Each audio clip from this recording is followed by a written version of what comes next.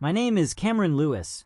I just turned 18 2 weeks ago, and I thought becoming an adult meant finally having the freedom to make my own choices. Instead, it meant finally being old enough to stand up to my stepfather's fists and force my mother to choose between the man who had been beating her son for 5 years and the son who refused to be his victim any longer. I was supposed to be starting my senior year of high school in 2 weeks, planning for college applications, and enjoying the summer before my final year at Riverside High School in Portland, Oregon. Instead, I was standing in our kitchen with blood dripping from my split lip onto the white tile floor, staring at my mother while my stepfather flexed his knuckles and waited to see if she would protect her husband or her son. My stepfather, Derek Paulson, was a 41-year-old construction foreman who had married my mother when I was 13 years old.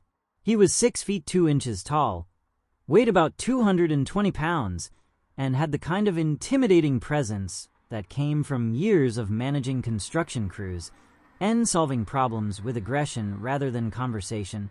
My mother, Lisa Lewis, was 38 years old and had been raising me as a single mother since my biological father walked out on us when I was 7. She worked as a dental hygienist, made decent money, and had provided me with a stable, if not luxurious, childhood for 6 years before she met Derek at a friend's barbecue and decided that I needed a father figure in my life. "Cameron needs a strong male role model," she told her sister Janet when she first started dating Derek. "He's getting to the age where he's going to start testing boundaries and making decisions about what kind of man he wants to become. I want him to have someone to look up to."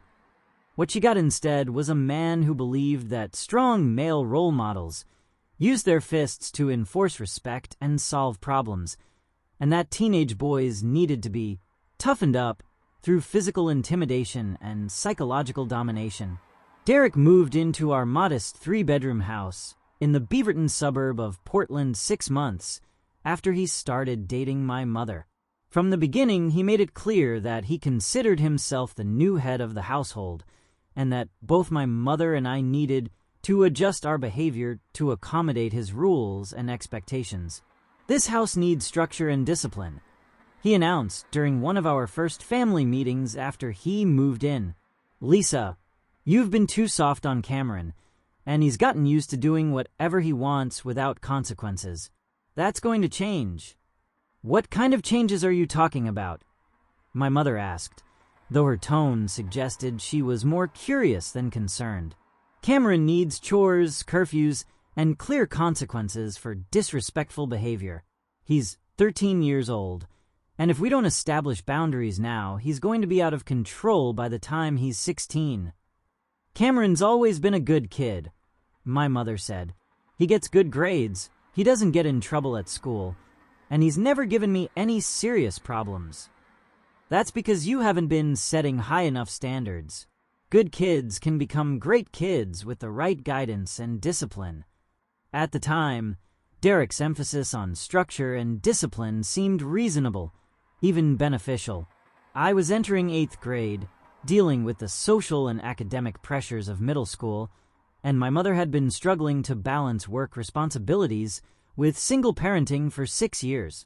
"Maybe Derek is right," I told my mother during one of our private conversations about the changes in our household. "Maybe I could use more structure and accountability. Do you think I've been too easy on you?" "Not too easy, but maybe Derek can help with things like sports and homework and college planning. You've been doing everything by yourself for so long. I just want what's best for you, Cameron. If Derek can help you become more disciplined and focused, then I'm grateful to have him in our lives." But what started as reasonable structure and guidance quickly escalated into something much more controlling and punitive. Derek's idea of discipline involved increasingly harsh punishments for minor infractions, and his definition of disrespectful behavior expanded to include almost any action that he didn't specifically approve of. "Cameron, you left your backpack on the kitchen counter instead of taking it directly to your room," Derek would say when I came home from school. That shows disrespect for your mother's clean house and lack of attention to detail. Sorry, I'll move it right now. Sorry isn't enough. You'll move it now, and you'll also clean the entire kitchen to show that you understand the importance of keeping common areas neat and organized. The whole kitchen, for leaving my backpack on the counter. The whole kitchen, and next time you question my authority, you'll clean the entire downstairs. These punishments seemed excessive to me, but my mother supported Derek's approach because she believed that high standards and clear consequences would help me develop better habits and self-discipline. Derek is trying to teach you responsibility and attention to detail, she would tell me when I complained about his strict rules. Those are important life skills that will help you in high school and college. But cleaning the entire kitchen because I left my backpack in the wrong place seems like a huge overreaction. Maybe. But if it helps you remember to put your things where they belong, then it's effective discipline. Mom, you never made me clean the whole kitchen for minor mistakes. Maybe I should have. Maybe that's why Derek's approach seems so harsh to you, because you're not used to being held to high standards. By the time I was 14, Derek's discipline had escalated from extra chores and lost privileges to physical punishments that my mother rationalized as old-fashioned parenting rather than abuse. The first time Derek hit me was on a Saturday morning in October of my freshman year. I had forgotten to take out the trash on Friday night, which was one of my assigned chores, and Derek discovered the oversight when he went to the garage and found that the garbage cans were still full. "Cameron!" he shouted from the garage. "Get out here right now." When I went outside, Derek was standing next to the trash cans with his arms crossed and his jaw clenched in the expression I had learned to recognize as a sign of serious anger. "What's this?" he asked, pointing to the full garbage cans.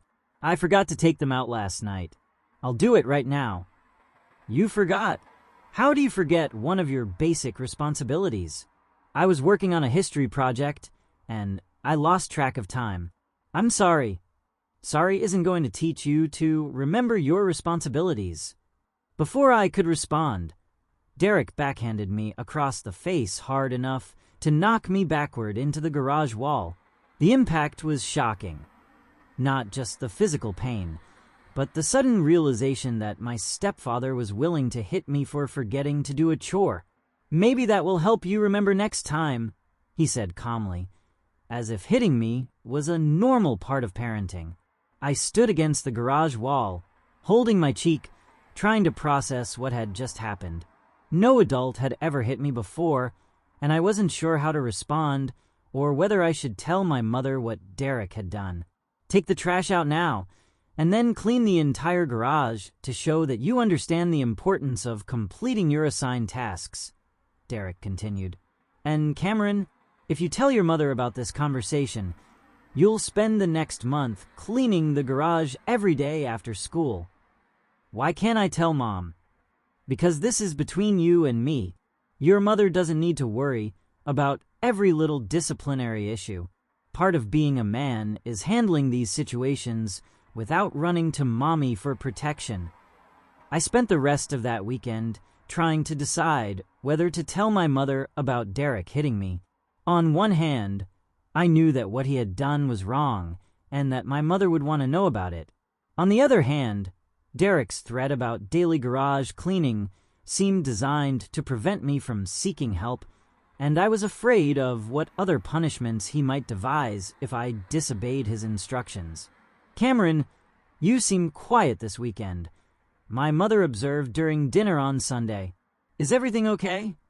"Everything's fine," I said, glancing at Derek, who was watching me carefully. "Are you and Derek getting along well? I know it takes time to adjust to having a stepfather." "We're getting along fine," I lied. "Good. I'm glad you two are building a good relationship." Derek smiled at me across the dinner table, and I understood that I had passed some kind of test by not revealing what had happened in the garage. But I also understood that I had established a pattern of keeping secrets that would make it harder to ask for help in the future. Over the next year, Derek's physical punishments became more frequent and severe. He would hit me for forgetting homework assignments, talking back, leaving messes in common areas, or failing to show what he called proper respect for his authority. Respect is earned through fear, he told me during one of his lectures about the importance of discipline.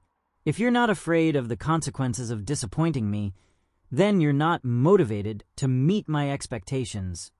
I don't want to be afraid of you, I said. I want to respect you because you're a good person, not because I'm scared of getting hit.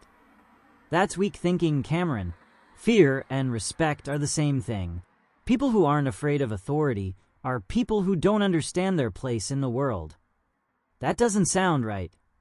It doesn't sound right, because your mother raised you to be soft. Real men understand that power and authority require the willingness to use force when necessary. Is that why you hit me? To teach me about power and authority. I hit you to teach you that actions have consequences and that disrespect will not be tolerated in this house. But Mom doesn't know you hit me. How is that teaching me about respect? It's teaching you that I'm watching your behavior, even when your mother isn't around, and that I'm willing to enforce my standards regardless of who else is present. These conversations with Derek were deeply confusing to me because he presented his violence as a form of education rather than abuse. He convinced me that the hitting was a normal part of father-son relationships and that complaining about it would mark me as weak and immature. All boys need to be toughened up, he would say after hitting me. Your mother can't prepare you for the real world because she doesn't understand how hard life can be for men. My job is to make sure you're strong enough to handle whatever challenges you face.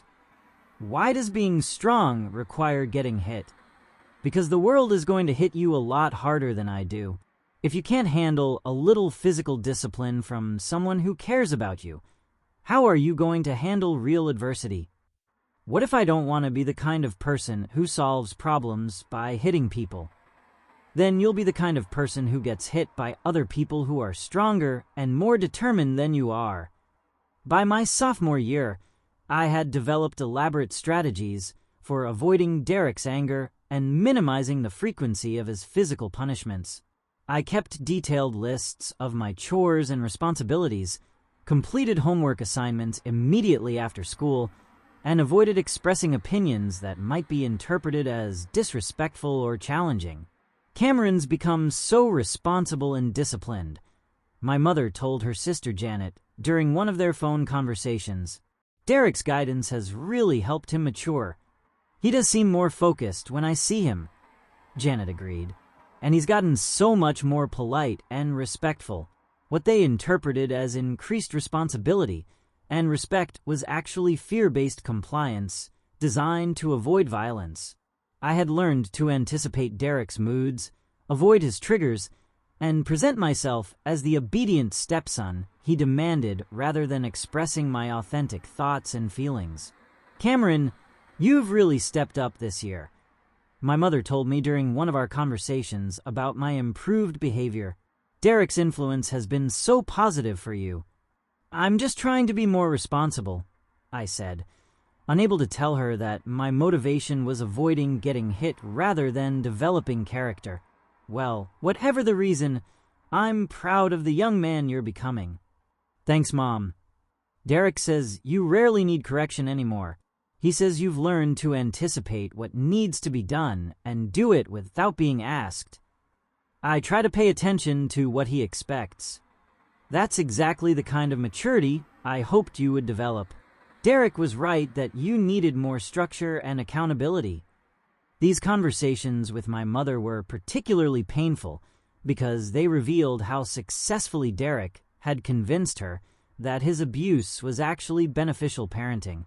She saw my fear-based compliance as evidence that Derek's methods were working, which made it even harder for me to consider telling her the truth about what was happening when she wasn't around. But as I got older and stronger, My resentment toward Derek's violence grew stronger than my fear of the consequences of resistance. By my junior year, I was almost 6 feet tall, weighed 170 pounds, and was no longer the small 13-year-old boy who could be easily intimidated by an adult's physical dominance. Derek, I think Cameron is getting too old for some of your disciplinary methods, my mother mentioned during a conversation I overheard from my bedroom. He's almost 17, and maybe it's time to treat him more like a young adult. Cameron still needs clear boundaries and consequences, Derek replied. Age doesn't eliminate the need for discipline. I know, but maybe the consequences should be more age-appropriate, like losing driving privileges or having to get a part-time job to pay for things he wants. Traditional discipline has worked well for Cameron. I don't see any reason to change our approach now. I just think that as he gets closer to 18, we should be preparing him for independence rather than treating him like a child. Independence comes from learning to follow rules and respect authority. Cameron isn't ready for independence until he consistently demonstrates those qualities. But Derek, he does demonstrate those qualities. He gets good grades, he does his chores, he doesn't get in trouble. What more do you want from him? I want him to show genuine respect rather than grudging compliance. How can you tell the difference? You can see it in his attitude. Cameron does what he's told because he has to, not because he wants to. That's compliance, not respect. Maybe that's normal for a teenager. Maybe expecting genuine enthusiasm for rules and chores is unrealistic. It's not unrealistic if you set the right consequences for the wrong attitude. This conversation revealed that Derek was not planning to reduce his use of physical punishment as I got older, and that he interpreted my fear-based compliance as evidence that I needed more discipline rather than less. It also showed me that my mother was starting to question Derek's methods, but that she wasn't yet ready to challenge him directly. The beginning of the end came during the spring of my junior year, when Derek decided that I needed to be broken down and rebuilt to eliminate what he called my disrespectful attitude toward his authority. Cameron, you've been getting too comfortable with the rules in this house, he told me one evening after dinner. You follow them, but you don't embrace them. You do what you're told, but you don't show proper appreciation for the guidance you receive. I do everything you ask me to do, I said, genuinely confused about what more he expected from me. You do everything I ask you to do with the attitude of someone who resents being asked. That's not the same as willing cooperation. I don't understand what you want from me. I want you to be grateful for the discipline and structure I provide. I want you to recognize that my guidance is making you a better person. Okay, I'm grateful for your guidance. You're saying you're grateful because I told you to say it. That's not the same as feeling grateful. How am I supposed to show that I feel grateful? By thanking me when I correct your behavior, by acknowledging that you needed the correction, by asking for my advice instead of waiting for me to notice problems. You want me to thank you when you punish me. I want you to thank me when I help you learn from your mistakes. Okay, I'll try to do that. You'll do more than try. Starting tomorrow, any correction you receive will be followed by a statement of gratitude and a request for additional guidance on how to avoid similar mistakes in the future. This new requirement was the beginning of Derek's most intensive effort to break down my sense of self-respect and remake me into the perfectly submissive stepson he envisioned. But it was also the beginning of my conscious resistance to his psychological manipulation. Thank you for helping me learn to be more responsible, I was supposed to say after he hit me for leaving a glass in the sink instead of putting it in the dishwasher. Is there anything else I should know about keeping the kitchen clean? I was supposed to ask after he punished me for not wiping down the counters thoroughly enough. These forced expressions of gratitude for abuse felt humiliating and wrong in ways that the physical violence had not.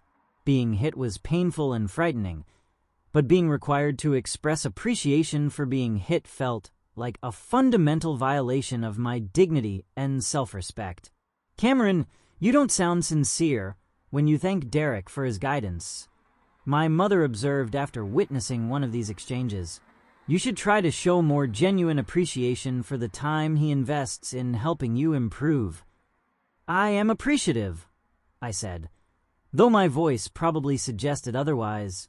It doesn't sound that way. It sounds like you're just going through the motions because you have to. I'm trying to show the right attitude.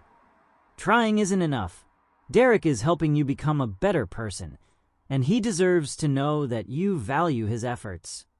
I do value his efforts. Then show it. Make an effort to sound grateful instead of resentful. Okay, I'll work on that.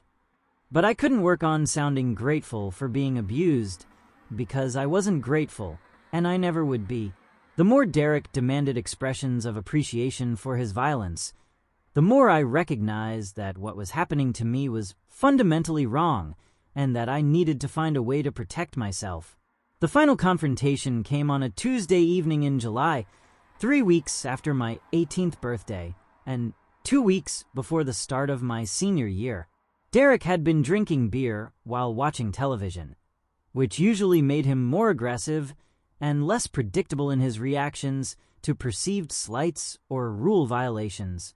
I was in the kitchen cleaning up after dinner when I accidentally knocked over a glass of water that my mother had left on the counter. The glass hit the floor and shattered, sending water and glass fragments across the tile. What the hell was that? Derek shouted from the living room. I knocked over a glass. I called back. I'm cleaning it up. How do you knock over a glass? I bumped into it with my elbow while I was wiping down the counter. Were you paying attention to what you were doing? I thought I was, but obviously not enough. Derek appeared in the kitchen doorway and surveyed the mess of water and broken glass on the floor. This is exactly what I'm talking about when I say you don't show proper respect for this house, he said, his voice carrying the edge of anger that usually preceded physical punishment. It was an accident, I said while sweeping up glass fragments. I wasn't being careless on purpose. Accidents happen when people aren't paying attention. Not paying attention is a form of disrespect. I was paying attention. I just misjudged how much space I had. Don't argue with me about what happened. I can see the evidence of your carelessness all over the floor. I'm not arguing. I'm just explaining what happened. Explaining is arguing when the explanation contradicts what I'm telling you. I felt the familiar surge of anger and frustration that came from being blamed for an obvious accident and having my reasonable explanation dismissed as disrespectful arguing. But this time, instead of swallowing my anger and accepting Derek's interpretation of events, I decided to stand up for myself. Derek, it was an accident. I knocked over a glass by mistake, and I'm cleaning it up. That's not disrespectful or careless. It's just an accident that anyone could have. Are you talking back to me? I'm telling you the truth about what happened. The truth is that you were being careless and disrespectful, and now you're compounding the problem by arguing instead of accepting responsibility. I am accepting responsibility. I knocked over the glass, and I'm cleaning it up, but I'm not going to pretend it was anything more than an accident. You're not going to pretend? Who do you think you are to tell me what you will and won't do? I'm 18 years old, and I'm entitled to tell the truth about what happened in my own house. That was the moment when Derek's anger shifted from verbal intimidation to physical violence. His face flushed red, his hands clenched into fists, and he took 2 steps toward me with the obvious intention of hitting me hard enough to reassert his dominance and punish me for challenging his authority. But this time I was ready for him. When Derek swung his fist toward my face, I ducked to the side and grabbed his wrist, using his forward momentum to throw him off balance and send him stumbling into the kitchen cabinets. "Don't touch me," I said, backing away from him, but keeping my hands up in a defensive position. Derek recovered his balance and looked at me with an expression of shock and rage. For 5 years, I had been his compliant victim, accepting his punishments without resistance. Now, for the first time, I had physically defended myself and shown him that I was no longer afraid of his violence. "You just made the biggest mistake of your life," he said, advancing toward me again. "No, Derek, you made the biggest mistake when you decided to hit me for the first time 5 years ago. I'm going to teach you what happens to disrespectful little boys who think they're tough enough to fight back.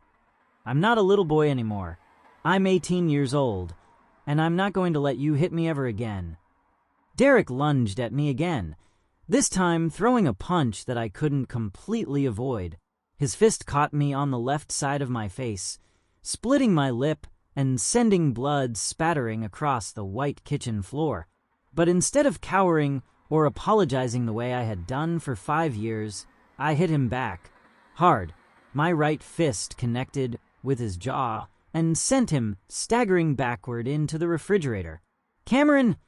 My mother's voice came from the doorway as she witnessed the final moments of our physical confrontation. "What are you doing?" "I'm defending myself," I said, wiping blood from my lip with the back of my hand. "Derek, what happened?" My mother asked, looking back and forth between her husband, who was holding his jaw and glaring at me with murderous hatred, and her son, who was standing in a pool of broken glass with blood on his face. "Your son attacked me," Derek said. "He's completely out of control." "That's not what happened," I said. "Derek hit me because I accidentally knocked over a glass, and I hit him back because I'm done being his punching bag." "Derek hit you?" my mother asked, her voice full of confusion and disbelief. "Derek has been hitting me for 5 years, Mom. Every time you're not around, every time I make a mistake or say something he doesn't like. He's been abusing me since I was 13 years old." "That's not true," Derek said immediately. "Cameron is lying because he's angry about getting in trouble for breaking the glass." "Mom, look at my face," I said, pointing to my split lip. "Look at Derek's knuckles. Look at the blood on the floor. Does this look like I started this fight?" My mother stared at me in shock, and I could see her trying to process the possibility that her husband had been abusing her son for years without her knowledge. "Derek, did you hit Cameron?" she asked. "I defended myself when he attacked me." "That's not what I asked. Did you hit Cameron?" Cameron was being disrespectful and argumentative. I used appropriate discipline to correct his behavior. By hitting him in the face. By using the same disciplinary methods I've been using for 5 years to help Cameron develop character and respect. "You've been hitting my son for 5 years. I've been providing the firm guidance that Cameron needed to become a responsible young man. Without telling me, some aspects of father-son relationships are private. Lisa, you can't be involved in every disciplinary decision." I watched my mother's face as she processed Derek's admission that he had been hitting me regularly for 5 years without her knowledge or consent. She looked confused, hurt, and angry, but she also looked torn between loyalty to her husband and protection of her son. "Mom," I said quietly, "I need you to make a choice right now. Either Derek leaves this house tonight, or I do. I won't live under the same roof as someone who thinks he has the right to hit me anymore." "Cameron, that's not fair," my mother said. "You can't ask me to choose between my husband and my son. I'm not asking you to choose between us. I'm asking you to choose between protecting me from abuse and enabling someone who has been hurting me for 5 years.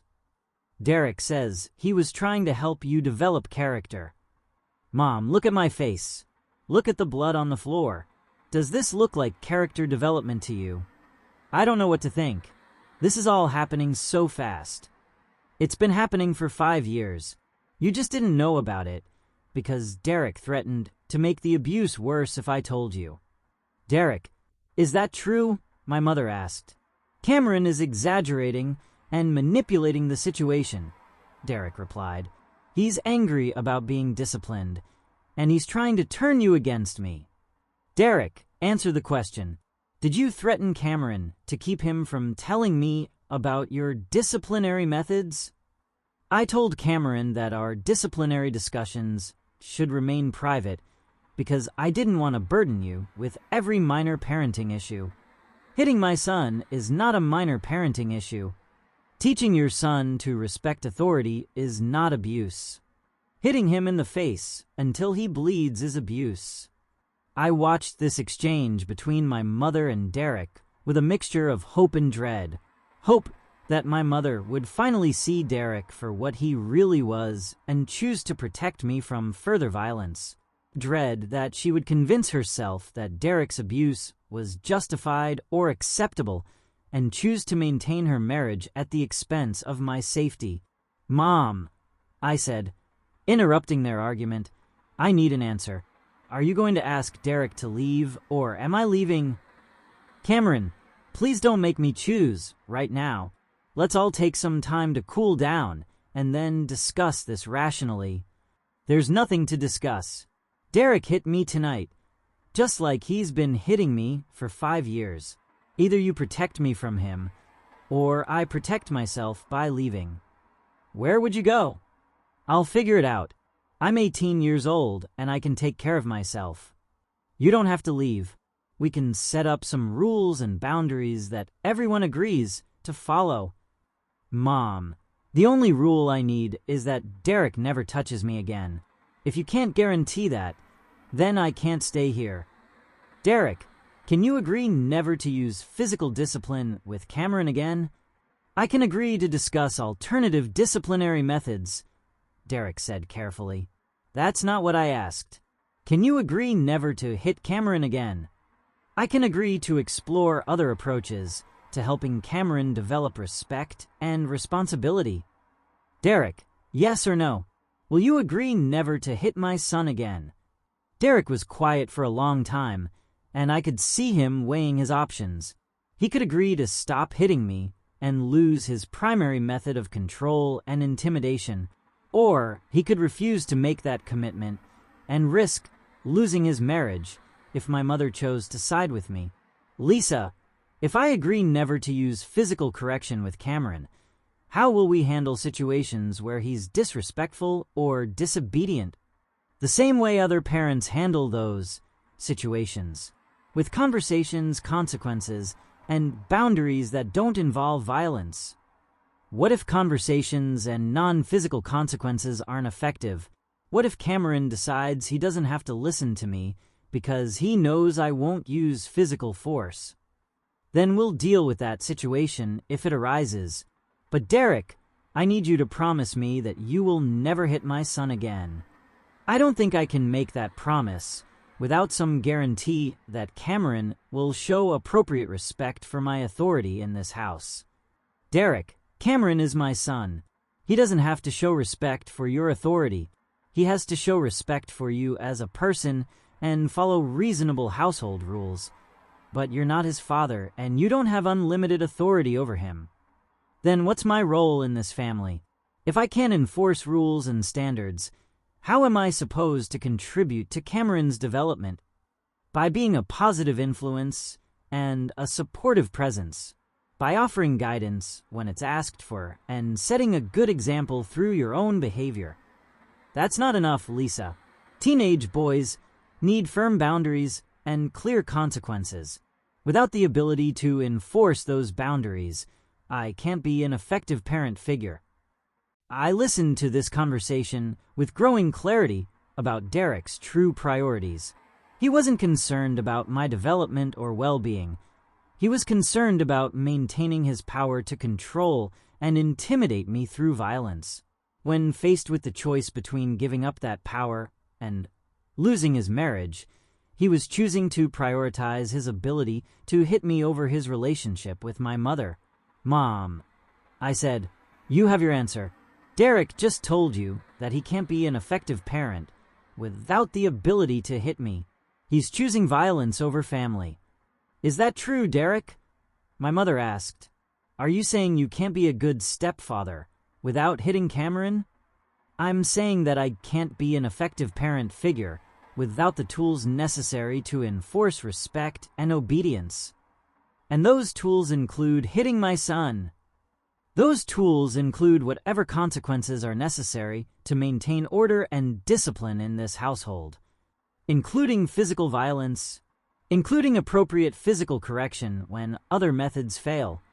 My mother was quiet for several minutes, looking back and forth between Derek and me, clearly struggling with the decision she was being forced to make. "Derek," she said finally, "I can't allow you to continue hitting my son. If you can't commit to ending the physical discipline, then I think you should pack your things and leave tonight. Lisa, you're making a mistake. Cameron is manipulating you into choosing him over me. Cameron is asking me to protect him from abuse. That's not manipulation. That's a reasonable request from a son to his mother. 5 years of physical discipline didn't abuse Cameron. It made him into the responsible young man he is today. 5 years of physical discipline taught Cameron to be afraid of you and to hide his true feelings from me. That's not success. That's damage. You're going to regret this decision, Lisa. Without proper discipline, Cameron is going to become disrespectful and out of control. Derek, Cameron has never been disrespectful or out of control.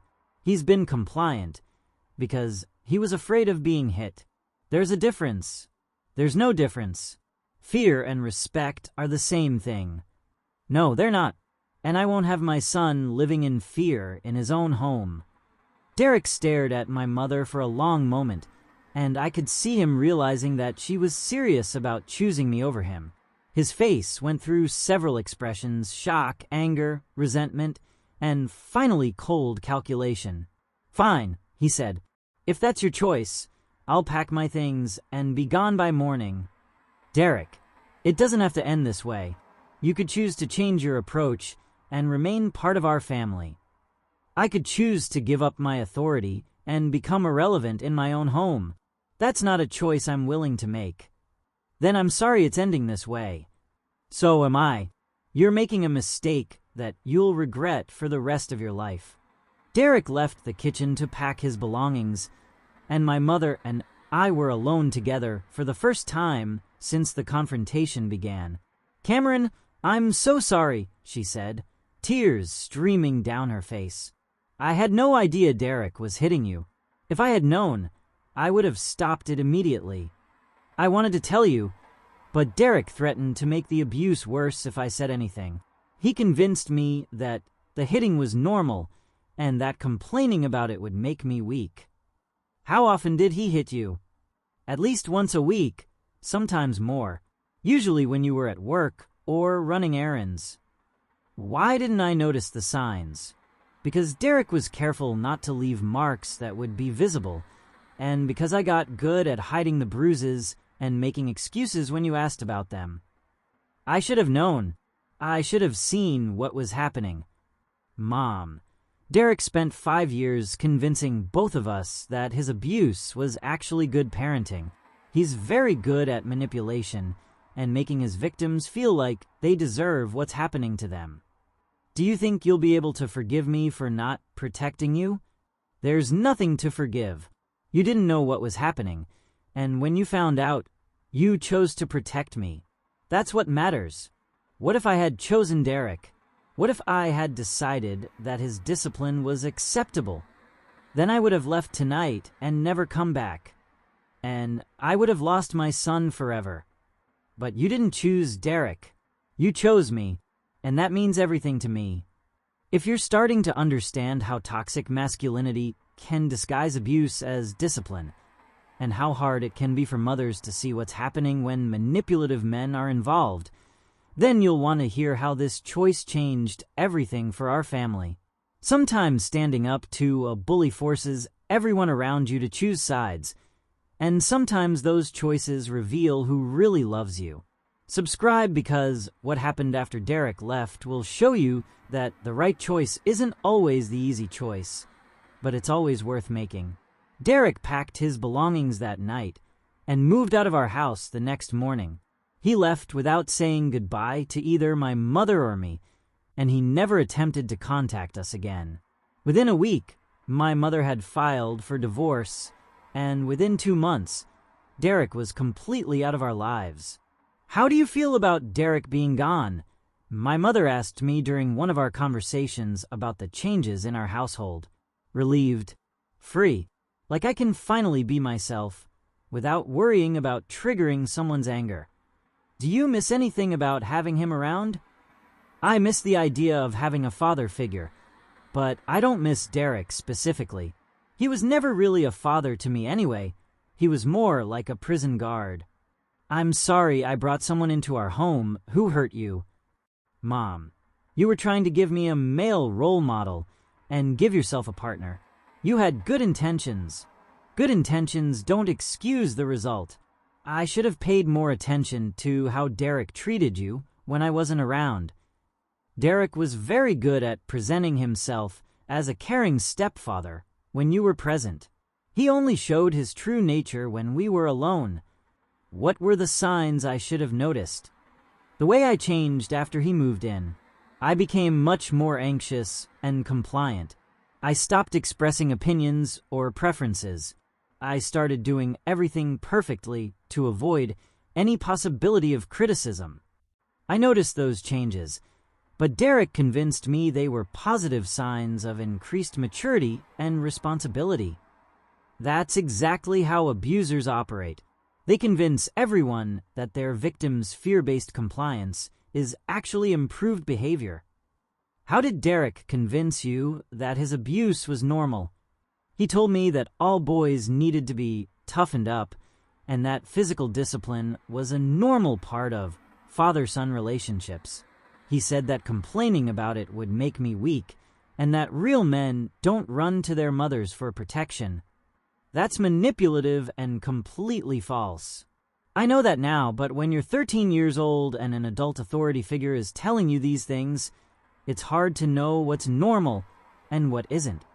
Cameron, I promise you that physical discipline is never acceptable. Adults should never hit children or teenagers, regardless of the justification they provide. I understand that now, but it took me 5 years to develop the confidence and strength to fight back. What finally gave you the courage to stand up to Derek? Turning 18, realizing that I was legally an adult and that I didn't have to accept abuse anymore. Also, getting big enough and strong enough to defend myself physically. I'm proud of you for defending yourself, but I'm sorry it took 5 years for you to feel safe enough to do it. I'm just grateful that you chose to protect me when I finally asked for help. The months following Derek's departure were a period of healing and rebuilding for both my mother and me. I started seeing a counselor who specialized in helping teenagers recover from domestic violence, and my mother attended therapy sessions designed for parents who had unknowingly enabled abuse. "Cameron, how are you adjusting to life without Derek?" Dr. Patricia Martinez, my counselor, asked during one of our early sessions. "It's amazing how much lighter everything feels. I didn't realize how much energy I was spending on trying to avoid getting hit until I didn't have to worry about it anymore." What aspects of your life have changed the most? My relationship with my mother has improved dramatically. For 5 years, I felt like I had to hide my true feelings from her because Derek had convinced me that she wouldn't understand or believe me. Now we can talk openly about everything. How has your sense of self-confidence been affected? It's gotten much stronger. I spent 5 years believing that I deserved to be hit because I was disrespectful or careless or weak. Now I understand that Derek's abuse was about his need to control me, not about my behavior.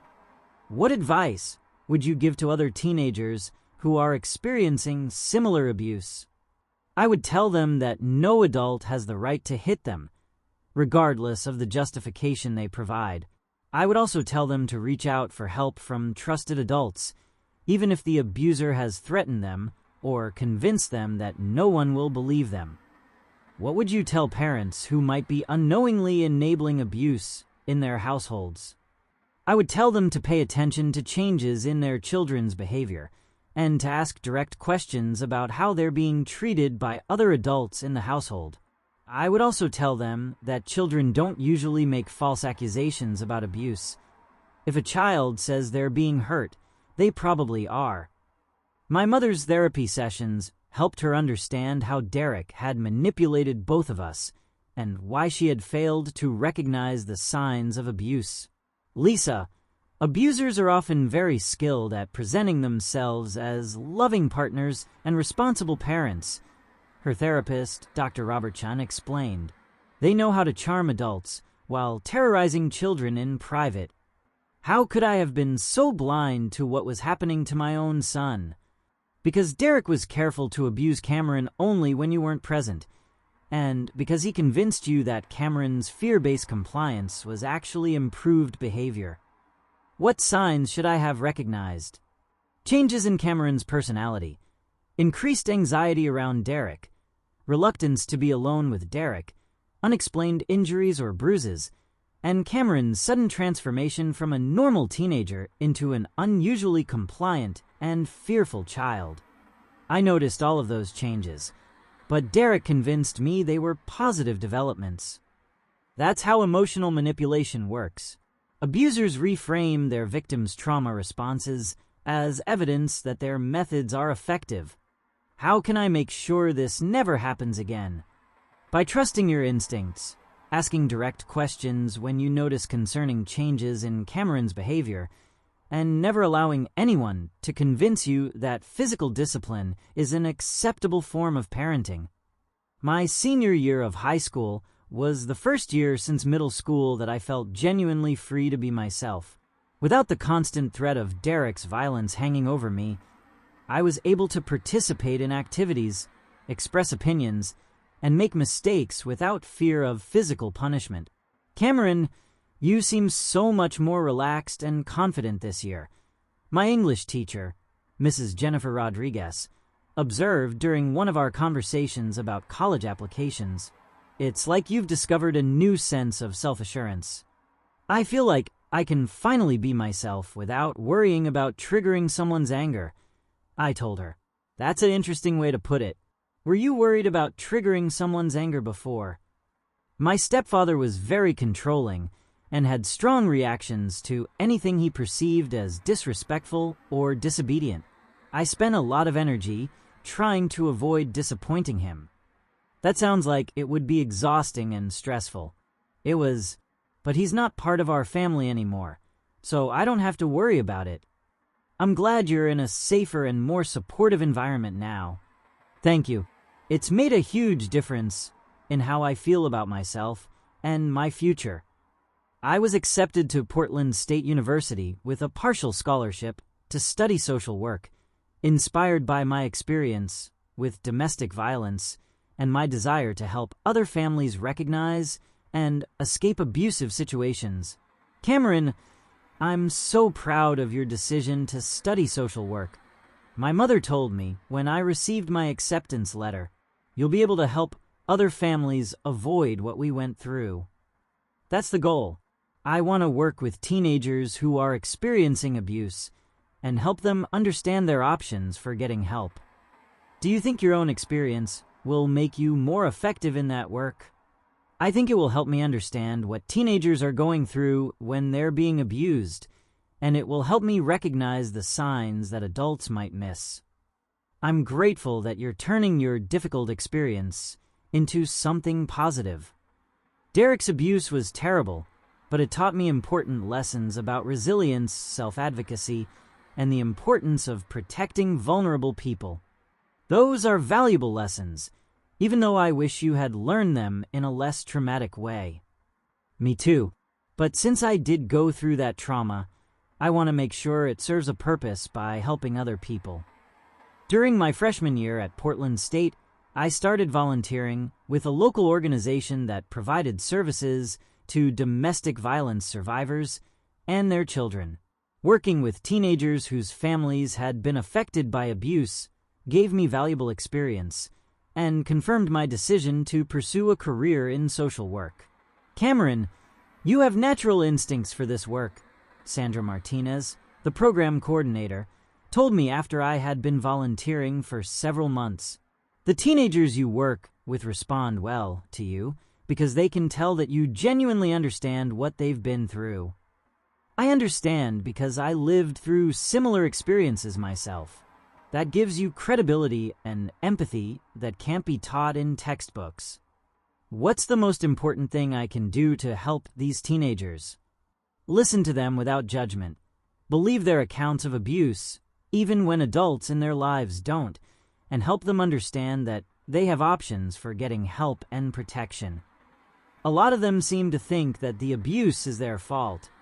That's a common response to domestic violence. Abusers work hard to convince their victims that they deserve the abuse because of their behavior or attitude. How do you help them understand that it's not their fault? By explaining that no one deserves to be hit or intimidated, regardless of their behavior. By helping them understand that abuse is about the abuser's need for control, not about the victim's actions.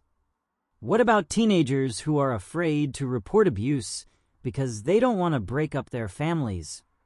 You help them understand that they're not responsible for breaking up the family. The abuser is responsible for that by choosing to be violent.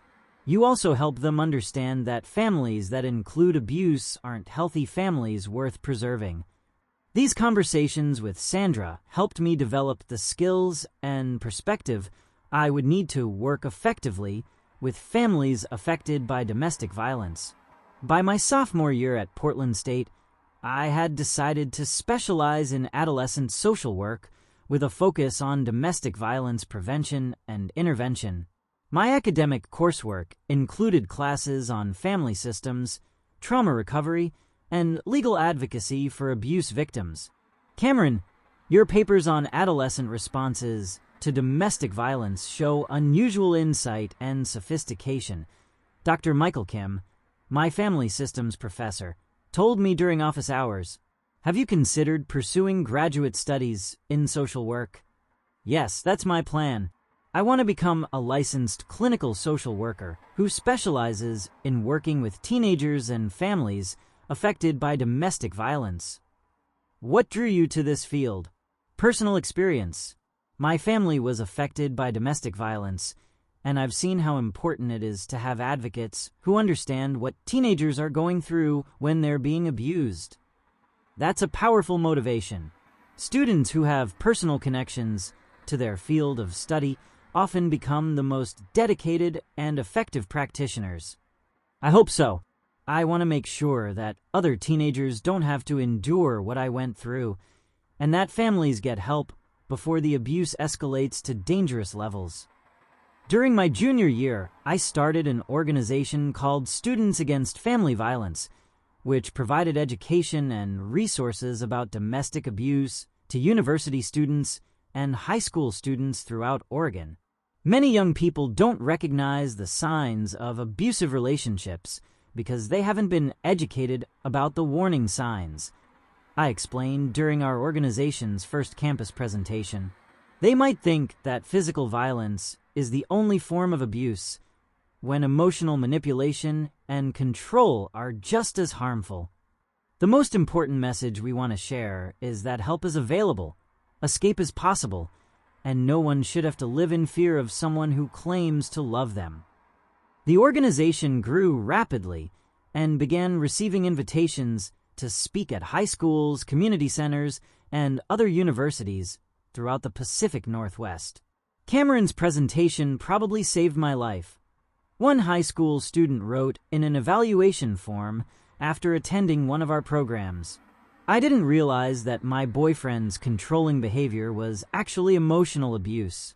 The information I learned helped me end the relationship before it escalated to physical violence."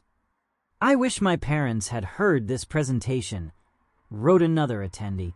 "My stepdad hits me sometimes, and I thought that was normal. Now I understand that I have options for getting help." These responses from students confirmed that our educational programs we're helping young people recognize abusive situations and understand their options for getting help.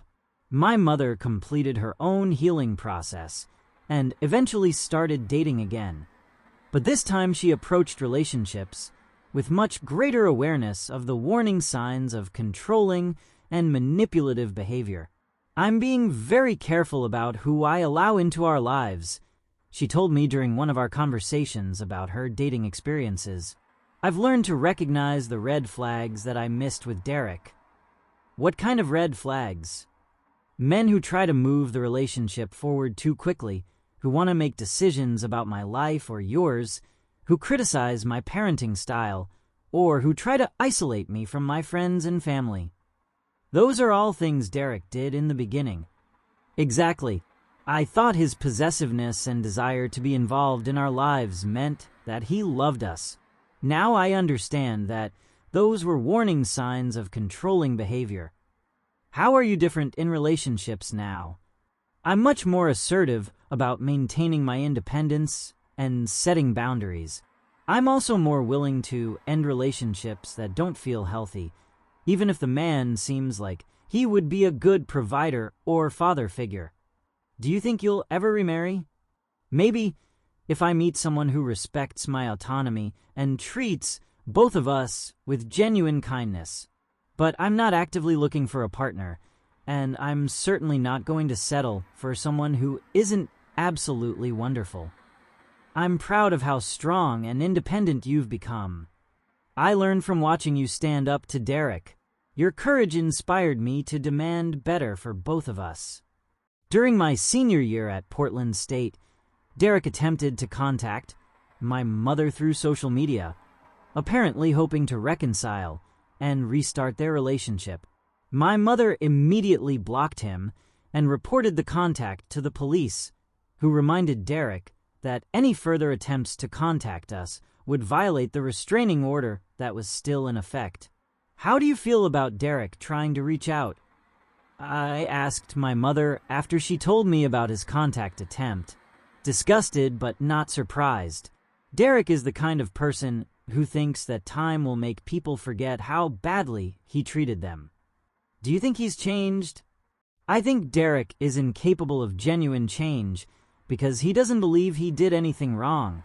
He probably thinks that hitting you is justified and that I overreacted by choosing you over him. What if he had apologized and promised never to be violent again? I wouldn't believe him. Derek spent 5 years abusing you and then tried to justify that abuse even after he was caught. Someone who thinks violence is an acceptable form of discipline isn't someone who can be trusted to change. Do you ever regret leaving him? Never. Leaving Derek was the best decision I ever made.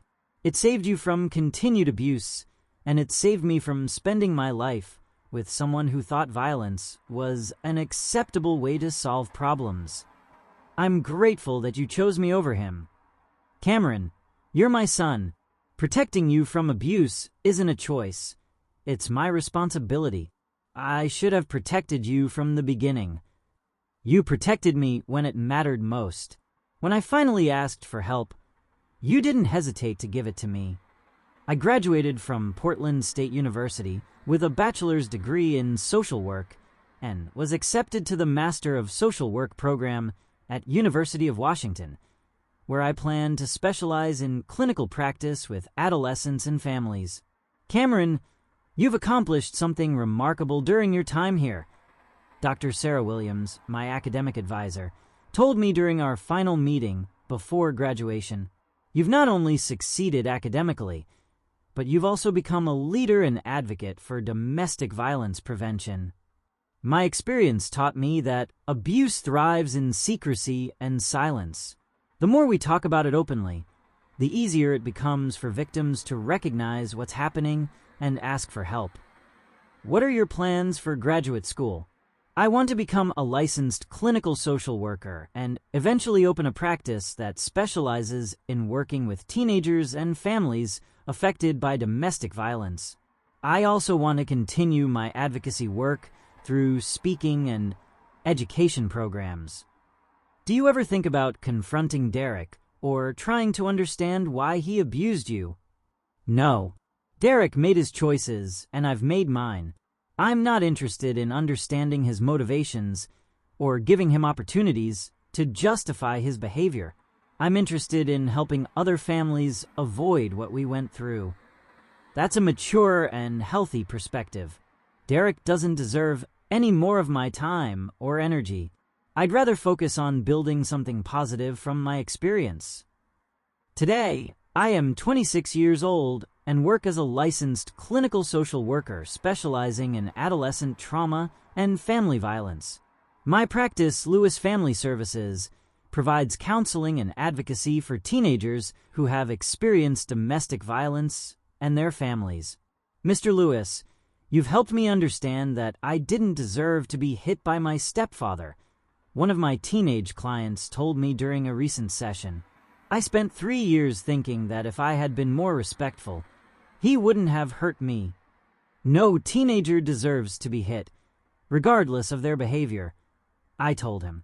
Abusers always try to convince their victims that the abuse is justified, but violence is never an acceptable response to normal teenage behavior. How did you learn to stop blaming yourself for what happened in your family? It took years of therapy and education for me to understand that my stepfather's abuse was about his need to control me, not about my behavior. Even when I was perfectly obedient, he still found reasons to hit me. Do you think I'll ever be able to trust adults again? Yes, but it will take time and positive experiences with adults who treat you with respect and kindness. Not all adults are abusive, and learning to recognize the difference between safe and unsafe adults is an important part of recovery. My mother has remained single by choice and has built a fulfilling life focused on her career, her friendships, and her advocacy work with domestic violence prevention organizations. I don't need a romantic partner to feel complete, she told me during a recent conversation about relationships and independence. I've learned that I'm perfectly capable of providing for myself and finding happiness through my work and relationships with family and friends. Do you think Derek's abuse changed you permanently? It changed me, but not in ways that are entirely negative. I'm more aware of manipulation and controlling behavior, more assertive about setting boundaries, and less willing to compromise my values for the sake of maintaining relationships. Those sound like positive changes. They are. Derek's abuse was terrible, but surviving it taught me that I'm stronger and more resilient than I ever thought possible. What advice would you give to other parents who might be in similar situations? Trust your children when they tell you about abuse, even if the accusations are against someone you love. Children rarely make false allegations about being hurt, and protecting them should always be your first priority. Looking back on that 18-year-old boy who finally stood up to his stepfather's fists and forced his mother to choose between protecting her son and enabling her husband's abuse, I'm proud of the choice he made to demand respect and safety. Derek's abuse taught me that violence is never an acceptable way to solve problems or establish authority, and that people who use violence to control others will continue that behavior until they are forced to stop through consequences and accountability. The most important lesson I learned from my experience, I tell audiences when I speak about domestic violence prevention, is that abuse is about power and control, not about discipline or love. When adults hit children or teenagers, they're not teaching respect. They're teaching fear. If you are being abused by a family member, remember that it's not your fault, it's not normal, and it's not something you have to endure. There are adults who will believe you and help you find safety. If you're a parent and you suspect that your child is being abused by someone in your household, ask direct questions and be prepared to prioritize your child's safety over your relationship with the abuser. My work with families affected by domestic violence has shown me that abuse can be stopped when victims find the courage to speak up and when the adults around them choose protection over denial. Sometimes the most loving thing a parent can do is choose their child over their partner, I explained during my presentations to parent groups. Family loyalty should never require enabling abuse or sacrificing children's safety. If you are experiencing domestic violence, or if you suspect that someone you know is being abused, please reach out for help. The National Domestic Violence Hotline is available 24 hours a day at 1-800-799-7233, and there are local resources in every community that can provide support and assistance. Sometimes the most courageous thing you can do is stand up to someone who has been hurting you, even when that person is supposed to love and protect you. Sometimes the most important choice you can make is between accepting abuse and demanding respect. Sometimes growing up means learning that real strength comes from protecting yourself and others from violence, not from enduring it in silence. Thank you for listening to my story of growing up faster than I ever wanted to.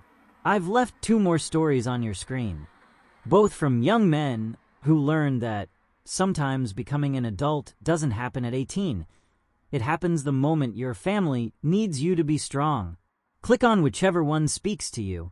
And if you want to join our community of people who understand what it's like to be forced to grow up overnight, that notification bell is waiting. Until tomorrow, remember, age is just a number, but courage defines who you really are.